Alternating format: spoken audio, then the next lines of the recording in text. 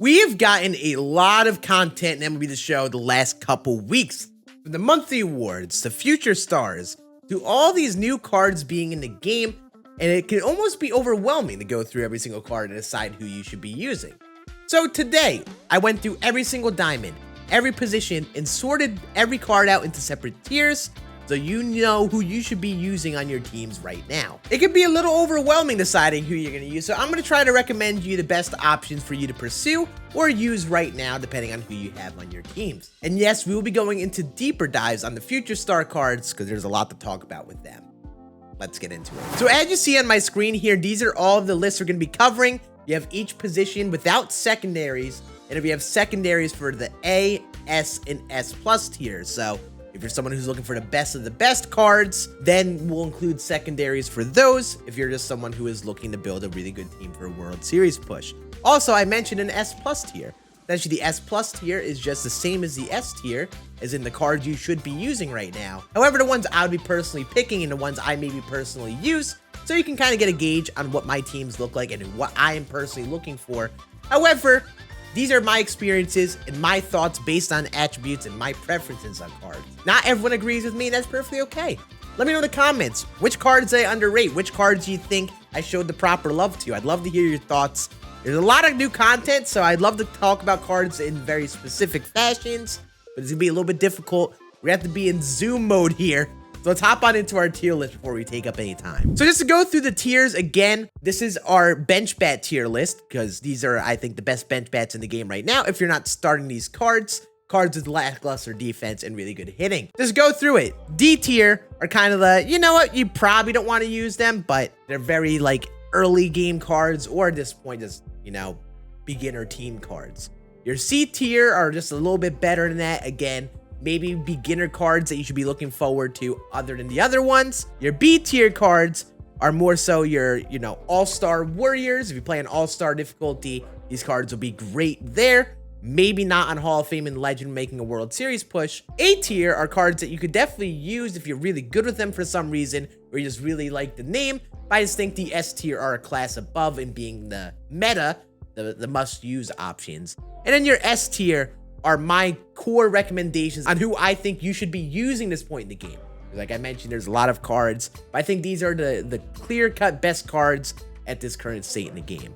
But the beauty of this game is, despite my recommendations, always use who you do best with. You don't have to 100% listen to my recommendations, but based on the attributes and my experiences, you should try these cards. Now you see in our S tier, a lot of top bats like Nelson Cruz, Castellanos, Jock Peterson, Raffy Devers, Delgado, and Babe Ruth. I've learned with a lot of people who are building up their teams a lot, working on those collections, one of these guys at least will be hitting your bench. You may not be starting them in your outfield because they're bad defense. Maybe they're a little bit too platoon splitty for you, and first base is a very stacked position. So these are likely bench bats for some people, before some people say, oh, Scann, he'd start for me. But now we move into the sauce, the juicy stuff. So here's our catcher tier list, and as you see in the A, S, and S plus tier, a lot of future star cards in that S tier mainly.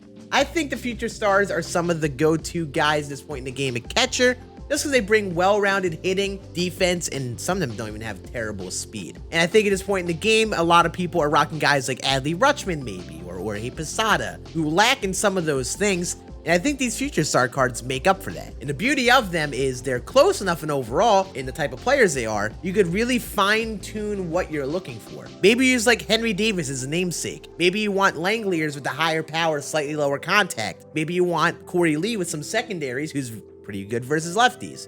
You could find the option that fits you and your team the best. The beauty of it is there's a lot of them. However, my pick is still Joe Mauer at catcher. The diamond defense is great. The contact is great in Hall of Fame and Legend difficulty. Not everyone loves him, especially if you're facing lefties a bit. The power versus left a little bit lower. But I think he's my personal pick still as the best of the bunch, because I haven't gotten into a rhythm with the future star guys yet. And when we include the secondaries, if you're looking for good starter catchers, Kyle Farmer in the tops now of the May program. Great catcher option, really good hitting attributes actually. And Taylor Ward as well from the previous monthly award program. Also a solid option if you are starting out the game very recently and don't have many players to use. Now we move to first base, and you look at the top tier part of the list here. Big theme I'm looking for is well-rounded hitting. This is really a position where you want a really good hitter, one of your best hitters on your team, and you're willing to sacrifice some defense or other things to make it work, and you look at our top tier cards in the game, you know, the only reason the cards are in A tier that they are because there's some sort of weakness with their hitting. You know, Rizzo's a little lower in contact, Lou Gehrig a little bit lower on the power versus right, Goldschmidt a little bit weaker versus righties, Josh Bell is a little bit weak overall with the hitting attributes. Those cards are a smidgen weak, but our S and S plus tier, a lot of these guys have 85 plus hitting attributes easily. Cogley is a switch hitter. Prato's really good versus both sides, but solid defense too. Pete Alonso gets a bunch of quirks as a monthly award card and has really well-rounded hitting, especially versus lefties. David Ortiz's Tops Now card, really good versus righties, but also still good enough versus lefties. Really interesting options at first base, but I think Frank Thomas is the guy. If you're someone playing on Hall of Fame and Legend, he would be my go-to guy, because again, you may face Randy, Keuchel, and Frank Thomas is like the kryptonite to them. He's the guy that gets home runs off them. The only one that I find success with, though. He is still my pick at first base. However, you look at our secondaries, and first base gets a lot more deep. You can maybe slide George Brett there. If you're looking to get someone at third base, like maybe Devers, maybe what you want to do is play Babe Ruth there. There's a lot more options when you include the secondaries, and the beauty of it is a lot of future star cards I think are very usable at this point in the game. Someone may point out how Joe Mauer's A tier first base. I think he loses a little bit of value because of that lack of power he has. At least a catcher, it's not as good of a hitting position, and I think that lack of power kind of hurts you at first base when you're looking to build your best team ever, you know. A lot of better hitting options. Catcher's a little bit of a different story. He makes up some of that value with the defense that he brings. Also, by the way, Raffy Devers, out of a card. Now we're at second base, and as you see here, it's a very not deep position, very shallow. Utley, I think, is still a very good option if you're just getting him. Justin Foskey's Future Star card, also really good. I'd really recommend him. He's got the Eugenio Suarez type swing. And the new monthly award Altuve, I think, is also a very solid use.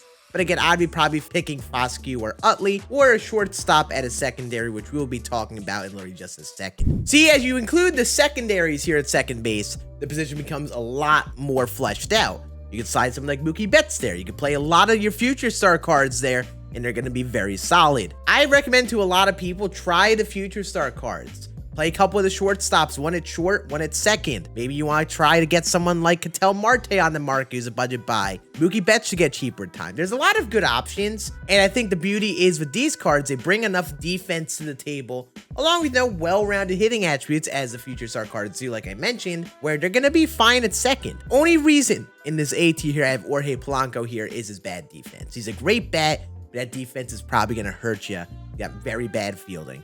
But other than that, a lot of good options once you include secondaries at second base. Now we slide over to shortstop, and as you see with shortstop, again, on our top tier, a lot of future star cards. It's been going to be the common theme this game. If you get your future star cards, they're going to be some of the must-use cards in the game. Even the ones with lower power, I don't care what anyone says, they bring a lot to the table. You may find success with someone like Wynn, who has a little bit lower power. But if I were to pick three of the shortstops, I'd pick Peraza, Henderson, or Khalil Watson. Watson looks like a little bit better of a Jazz Chisholm type. Gunnar Henderson has good splits versus righties, but still respectful versus left. And Peraza brings speed, defense, and honestly well-rounded hitting that will be good on Hall of Fame and Legend with that higher contact and solid power too. The issue is with some of these other ones, like Stott, a little bit weaker versus lefties, only like 71 power versus left.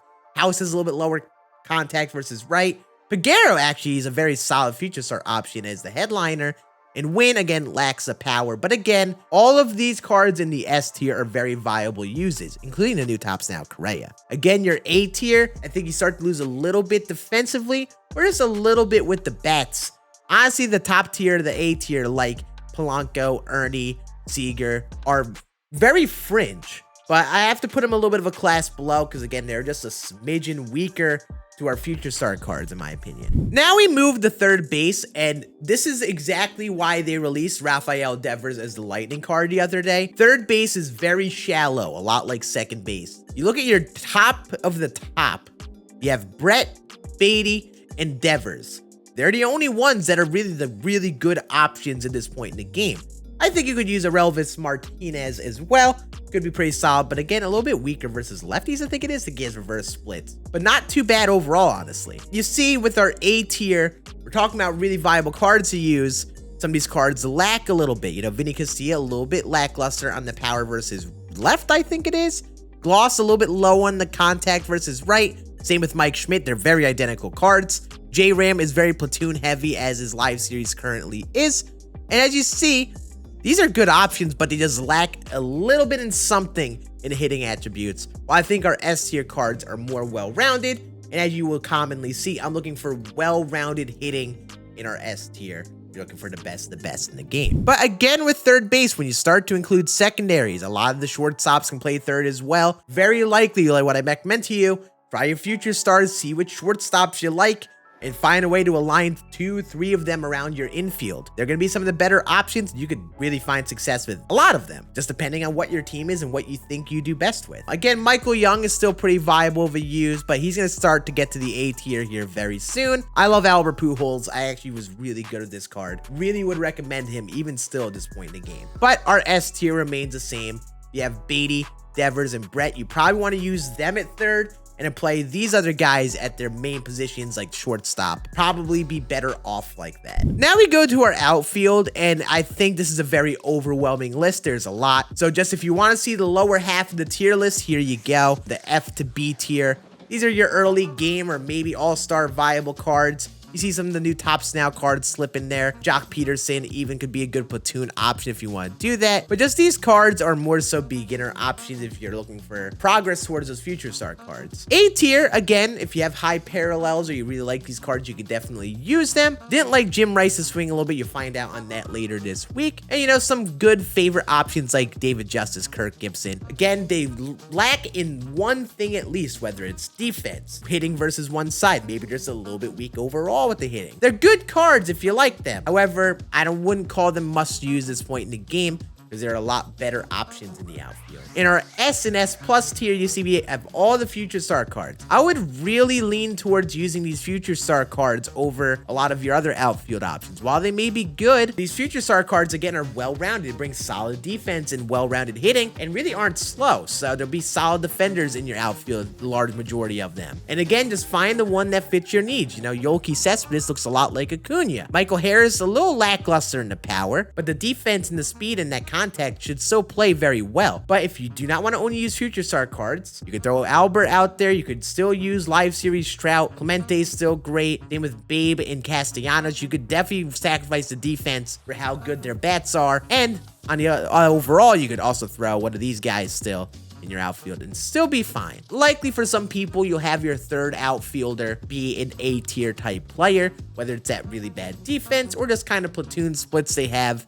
You can still do well with them, but they're a little bit of a class below because they lack in something. I think the future star cards bring enough hitting, contact, and power to be solid at this point that I bet some people find really good success with. And when we include secondaries in the outfield, honestly, not much changes. I don't think many people will play outfielders in secondary positions unless you're shifting them all around the outfield, maybe with a center fielder to the corner outfield.